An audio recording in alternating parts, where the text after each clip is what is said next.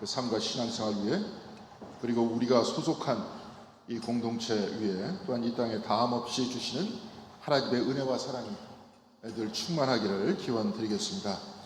한 2주 전부터 뒷마당에 가는 현관에 환경주일이라는 포스터가 붙어 있었습니다. 혹시 자세히 좀 보셨나요? 예, 환경주일이라고 하니까 어떤 독특한 한 주일의 행사가 되는 것 같은데요. 저 역시도 행사 중심의 목회나 신앙생활에는 대단히 큰 회의가 있습니다. 물론 행사를 하면서 절기에 대해서 한 번쯤 생각해 보는 것도 중요한 일일 것 같지만, 행사란 하나의 특징이 있는 것 같습니다. 치르고 나면 다 잊어버린다는 겁니다. 예배도 이와 같이 하나의 행사라고 생각한다면 예배 끝나고 잊어버리는 것이 그 예배의 기능이 되는 것 아니겠습니까? 예배란 번역된 말인데요, 우선 성서적으로 예배를 뜻하는 히브리어는 아바드라고 합니다. 그 뜻은 섬기다, 일하다입니다. 그렇다면 예배가 왜 섬기고 일하는 것이겠습니까? 창세기 2장 15절에 하나님께서 아담을 에덴 동산에 두시고 그것을 맡아서 돌보게 하셨다, 이렇게 말씀하고 있습니다. 새 번역에서는 맡아서 돌보다 이렇게 했지만 과거 개역개정에서는 경작하다 이렇게 되어 있습니다. 돌보다, 경작하다 하는 이 말이 바로 히브리어 아바드입니다. 그리고 출애굽기에서 하나님께서는 모세에게 바로 앞에 서서 외치게 하신 말씀이 있습니다. 내 백성을 보내라. 그들이 나를 섬기게 하라. 여기서 섬기다도 똑같은 단어 아바드입니다. 아담이 동산에서 흙을 만지며 땀 흘려 일한 노동과 이스라엘 백성이 광야에서 무릎 꿇고 하나님께 예배드리던 것이 전혀 다른 두 가지가 아니라는 겁니다. 우리는 보통 일은 일이고 예배는 예배다 이렇게 나누어서 생각하지만 성경은 일과 예배를 나누지 않습니다. 흙을 일구는 손과 하나님께 두 손을 들어 올리는 손은 같은 손입니다. 교회론에서 교회에 나온 우리를 모이는 교회 이렇게 말하고 있다면, 집으로 돌아가는 우리를 각자 흩어지는 교회다 이렇게 말하죠. 예배 역시 마찬가지입니다. 이렇게 모인 것이 모이는 예배이고, 집으로 돌아간 우리는 흩어지는 예배를 드리는 것입니다. 그래서 예배는 행사가 아니라 일상 전체입니다. 이를 두고 바울은 갈라디아서 2장 20절에 이렇게 말씀하고 있습니다. 나는 그리스도와 함께 십자가에 못 박혔습니다. 이제 살고 있는 것은 내가 아닙니다. 그리스도께서 내 안에 살고 계십니다. 그리스도가 나를 위해 십자가에 못 박혔는데 이제는 내가 그리스도와 함께 십자가에 못 박혔다 이렇게 말합니다. 내가 함께 십자가에 못 박힘으로 인해서 얻어진 것은 그리스도께서 내 안에 사신다는 겁니다. 이렇게 예배를 드릴 때도 내 안에 사시고, 집으로 돌아갈 때에도 일터와 길거리 안에서도 내 안에 사신다 이 말씀입니다. 그러면서 바울은 또한 빌립보서 3장 8절에 이렇게 말하고 있습니다. 나는 그리스도 때문에 모든 것을 잃었고 그 모든 것을 오물로 여깁니다. 이 말을 할 때 바울은 자신은 왕통인 베냐민 지파이고 최고의 학부에서 공부했고 바리새인 곧 랍비라고 했습니다. 그런데 이 모든 것을 다 오물로 여긴다고 했습니다. 내가 그리스도와 함께 십자가에 못 박혀 내 자랑을 다 오물로 여기고 예수 그리스도만을 드러내고 살겠다 이렇게 말하는 것 아닙니다. 그리스도의 사랑이 아닌 것은 싹 다 버리고 오직 그리스도의 사랑을 드러내면서 살겠다는 말입니다. 바로 이것이 아바드, 곧 예배입니다. 모이는 예배가 있다면 흩어지는 예배란 그리스도의 사랑을 드러내는 삶이라는 겁니다. 바로 이것이 예배의 목적이고 우리 신앙생활의 목적입니다. 아바드, 곧 예배의 사람이 됩니다. 그리스도와 함께 십자가에 못 박혀 예수 그리스도의 사랑을 드러내면서 살아가는 것, 바로 이것이 신앙생활의 목적이다 이 말입니다. 지난주에 동양 사학자이시면서 오늘 이 자리에 참석하고 계신 백영서 선생님께서 쓰신 사회적 영성으로 보는 비판 유학이라는 글을 읽고 저는 영성이 무엇인지 다시 한번 생각해보는 소중한 기회를 얻을 수 있었습니다. 이 글은 우리 시대의 복합적 위기 앞에서 이런 질문을 던지고 있습니다. 제도를 바꾸면 세상이 바뀌는가? 법을 고치면 사람이 변하는가? 그런데 이 글에서는 이것만으로 충분하지 않다고 말하고 있습니다. 제도 이전에 사람이 바뀌어야 하고, 사람이 바뀌려면 그 사람 안에서 무언가가 먼저 일어나야 한다고 말하고 있습니다. 바로 이것을 이 글에서는 영성이라고 말합니다. 그런데 이 글에서 말하는 영성은 개인의 내면에 머무르는 그런 영성이 아닙니다. 그래서 영성 앞에 사회적이라는 말을 붙였던 겁니다. 사회적 영성을 구성하는 것을 수행과 공감이라고 이 글 안에서는 말하고 있는데요. 수행은 자기 안으로 깊이 내려가 신성함을 발견하고 키우는 것이라면, 공감은 타자, 곧 이웃의 고통을 함께 느끼는 것이라고 이 글은 말하고 있습니다. 그런데 수행과 공감은 서로 나누어진 것이 아닙니다. 수행이 깊어지면 자기의 경계가 무너지기 시작합니다. 자기 중심이 잡힐수록 오히려 자기를 고집하지 않게 됩니다. 그때 이웃의 고통이 느껴지기 시작합니다. 옆 사람의 아픔이 들어옵니다. 바로 이것이 공감입니다. 또한 이웃의 고통을 공감하면서 또한 자기 자신을 더 깊이 들여다보게 되는 겁니다. 이렇게 수행과 공감은 서로를 심화시키면서 순환한다고 말하고 있습니다. 이 순환이 일어나는 것을 사회적 영성이라고 불렀던 겁니다. 그래서 개인의 수행과 사회적 변화가 동시에 일어나야 한다는 겁니다. 저는 이 글을 읽으면서 바울이 갈라디아서 2장 20절에 말한 그리스도께서 내 안에 사신다 하는 것을 생각하게 됐습니다. 내가 그리스도와 함께 십자가에 못 박혀 내 안에 사시는 예수 그리스도와 마음을 열고 친교하고 동행하는 것을 수행이라고 한다면, 내 안에 사시는 그리스도의 사랑이 이웃을 향해 나아가는 것을 공감이라고 할 수 있지 않겠습니까? 특히 제가 이 글에서 고마운 것은 신앙을 가지고 실천할 수 있는 방법을 제시한 것입니다. 이 글에서는 그것을 변혁적 중도다 이렇게 표현하고 있는데요. 이 글에서 말하는 변혁적 중도란 정치적으로 좌도 우도 아닌 어중간한 중간을 말하는 것이 아닙니다. 변혁적 중도란 수행으로 자기 자신의 중심을 잡고 다른 이들의 아픔을 공감할 수 있는 방법을 선택하는 겁니다. 이 세상의 삶은 내 이익에 뿌리를 내리고 나에게 도움이 되는 방법을 선택하는 그 삶의 방법이라면, 변혁적 중도란 수행의 뿌리를 받고 공감을 표현하는 삶의 방식을 선택하는 것입니다. 신앙적 말로 바꾸어 보면 내 안에 계신 그리스도의 사랑의 뿌리를 받고 그 사랑을 이웃에게 어떻게 하면 잘 전달할 수 있는가를 선택하면서 살아가는 겁니다. 바로 이것이 흩어지는 예배를 드리는 우리의 삶이 되어야 하는 것 아니겠습니까? 사랑하는 성도 여러분, 오늘 우리는 환경주일 예배에 모였습니다. 이 사회적 영성과 일상의 예배는 오늘 환경주일 이 예배의 본문과 연결시켜서 잠깐 생각해 볼 수 있도록 하겠습니다. 오늘 이 환경주일에 기독교 환경운동연대와 기후정의위원회에서는 이 포스터를 제작했는데 한번 잠깐 볼 수 있도록 하겠습니다. 저 크게 안 나와서 잘 안 보이는데요. 저 포스터 안에는 두 개의 말씀이 보입니다. 오늘 우리가 읽었던 구약 성경의 말씀 이사야서 2장 4절의 말씀과 또한 같이 교독했던 골로새서 1장 20절의 말씀이 요약해서 들어가 있는데요. 오늘 말씀은 이사야서 2장 4절의 말씀에 집중해서 한번 살펴볼 수 있도록 하겠습니다. 이사야서 2장 4절에 이렇게 기록되어 있습니다. 그들이 칼을 쳐서 보습을 만들고 창을 쳐서 낫을 만들 것이며 나라와 나라가 칼을 들고 서로를 치지 않을 것이며 다시는 군사훈련도 하지 않을 것이다. 지난 사순절 환경을 위한 구체적인 실천을 우리가 서로 나누기도 했습니다. 그리고 여러분들이 들어오시면서 녹색 그리스도인 52주라는 포스터를 받으셨을 것입니다.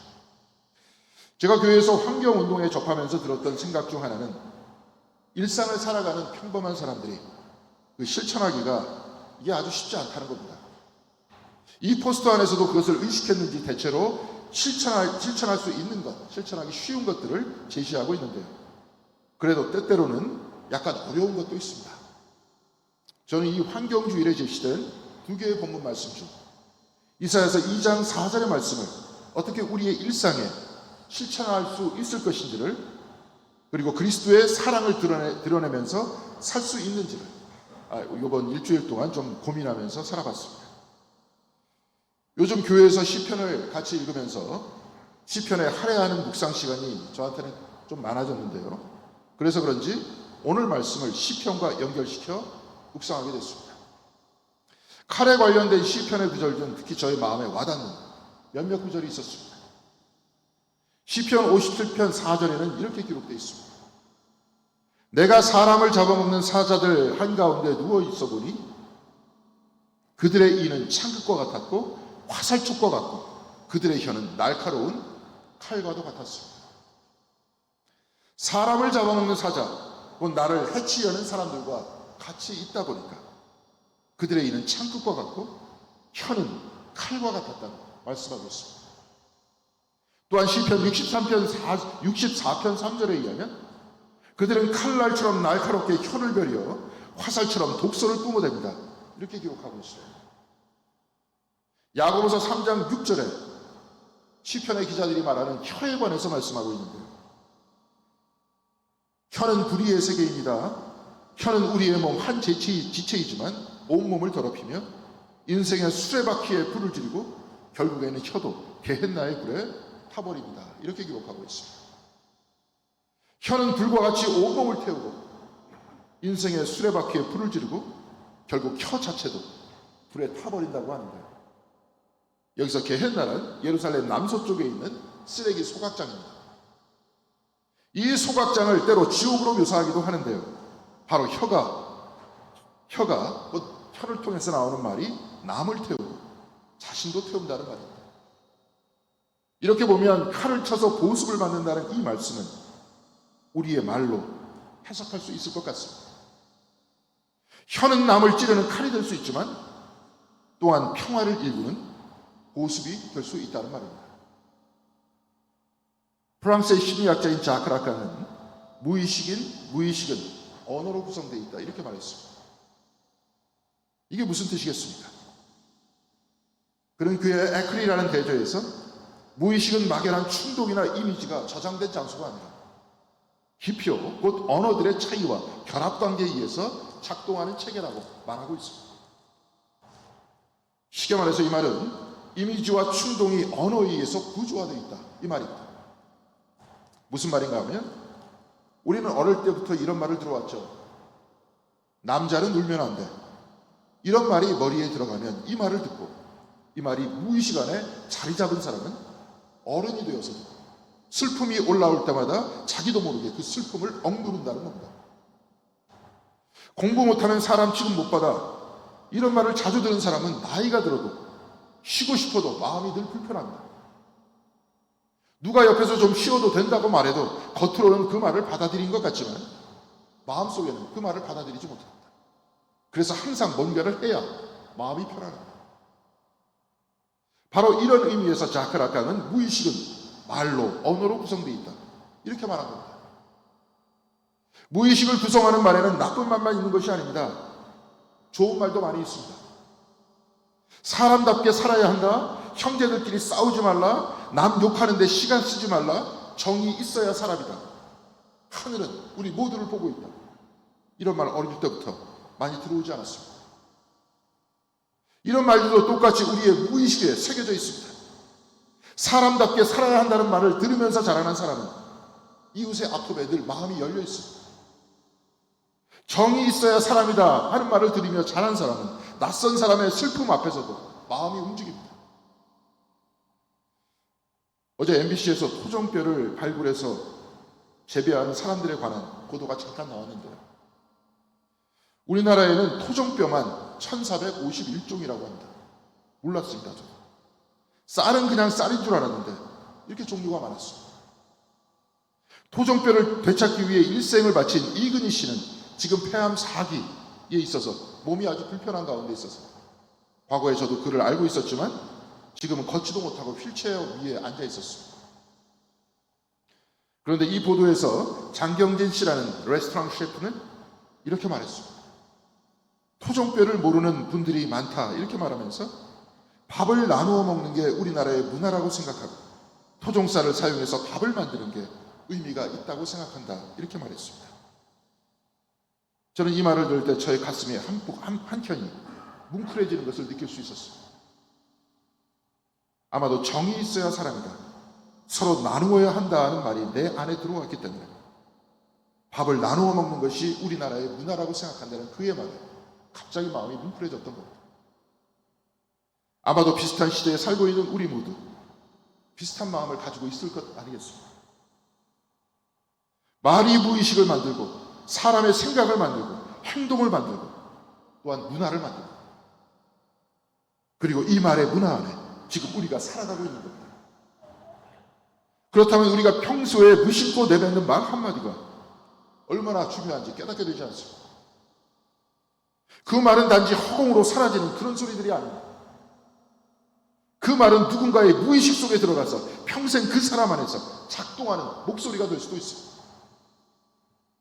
부모가 자녀에게, 교사가 학생에게, 목회자가 성도에게 던지는 말 한마디가 누군가의 말이 어느 순간 내 안에 들어와 나도 모르게 나를 때로는 더 좋은 방향으로 이끌 수도 있고 때로는 나쁜 방향으로 이끌 수도 있습니다. 혀가 칼이라면, 혀가 창이라면, 사랑하는 성도 여러분, 오늘 하나님께서는 이 칼을 쳐서 보습을 만들라고 말씀하고 있습니다. 특히 이 환경주의를 우리가 생각해 보면 부정적인 수많은 말들이 우리의 생각을 만들어 왔다는 것을 알 수 있습니다. 저 산 깎으면 아파트가 몇 채냐? 그냥 버려. 사용하면 되지. 일회용이 편하잖아. 이런 말들을 무심코 들어오지 않았습니다. 자연을 찌르는 칼과 같은 말들이, 이런 말들을 무심코 던졌고 들었지만 이것이 누군가의 머리에 들어가고 문화가 되고 삶이 되고 사크락강이 말한 바와 같이 무의식 안에 들어가 누군가의 가치관과 누군가의 삶의 방향이 되는 것이 아닙니다. 그런데 또 다른 말도 있습니다. 꽃도 함부로 꺾지 마라. 동물들도 마음이 있다. 꽃으로도 때리지 마라. 자연은 빌려 쓰는 거다. 이런 말들도 우리 많이 들어왔습니다. 만일 이런 말이 내 삶의 중심이 된다면 어떻게 되겠습니까? 이 생각이 다시 나의 말과 나의 가치관을 만든다면 꽃을 함부로 꺾겠습니까? 동물을 함부로 대하겠습니까? 오늘 말씀에 칼을 쳐서 보습을 만들려고 했습니다. 창을 쳐서 낫을 만들려고 했습니다. 사랑하는 성도 여러분, 예배는 행사가 아니라 삶이고 행위라고 했습니다. 칼을 쳐서 보습을 만드는 것, 이것은 혀의 말이 바뀌는 것에서 시작됩니다. 저 산 깎으면 돈이 되겠다, 바로 이 말이 아니라 저 산도 살려야 한다는 이 말로 바뀌어야 하는 겁니다. 그냥 버려 새로 사면 되지가 아니라 자연은 빌려 쓰는 것이다로 바뀌는 겁니다. 이 말의 변화가 생각을 만들고 가치를 만들고 삶을 만들고 문화를 만들어내는 겁니다. 예배는 오늘 이 자리에서 모여 찬송 부르고 기도하는 것에서 시작되지만 거기서 끝나지 않습니다. 예배 곧 아바드는 우리가 이 자리를 떠나 흩어져 일상으로 돌아갔을 때 우리의 혀가 말하는 것으로 계속되는 겁니다.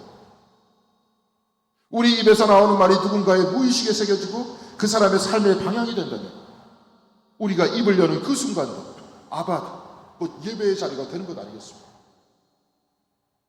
예배의 중심이 되시는 하나님께 그리스도의 사랑의 뿌리를 내리고 사랑과 공감의 말을 하는 것, 바로 이것이 나를 변화시키고 이 사회를 공감의 세상으로 변혁시키는 그 출발점이 되는 것 아닙니다. 사랑하는 성도 여러분, 오늘은 환경주일입니다. 하나님께서 이 환경주일에 우리에게 명하시는 것은 그 어떤 거창한 결심이 아닙니다.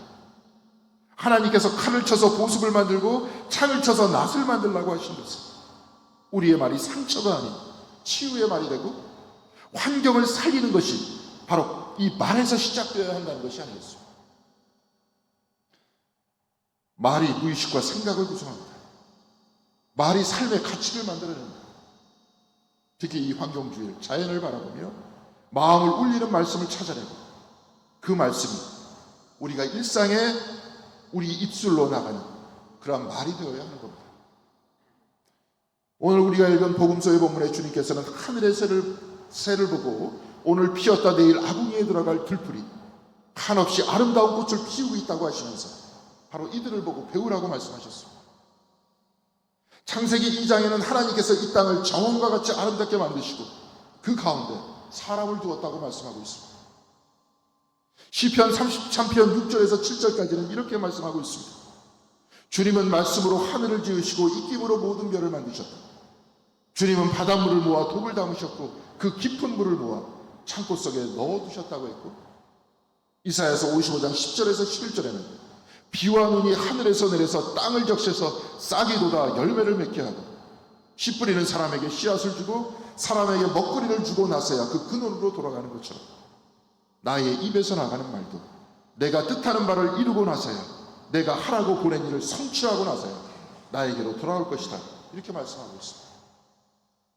자연을 통한 하나님의 말씀을, 사람을 살리고 또한 모든 피조물들을 살리고 다시 하나님께로 되돌아간다고 말씀하고 있는 거예요. 어제 책 읽기를 통해서 미국의 수도사 토마스 멀튼의 짧은 글을 소개했는데 그는 이렇게 말했습니다. 하늘이 곧 나의 기도요, 새들의 노래가 곧 나의 기도요, 나무 사이를 지나가는 바람이 곧 나의 기도이니 하나님은 모든 것 안에서 모든 것이 되시기 때문입니다. 하나님이 모든 것 안에 모든 것이 된다는 것은 고린도전서 5장 28절의 말씀을 다시 말하고 있는 것입니다.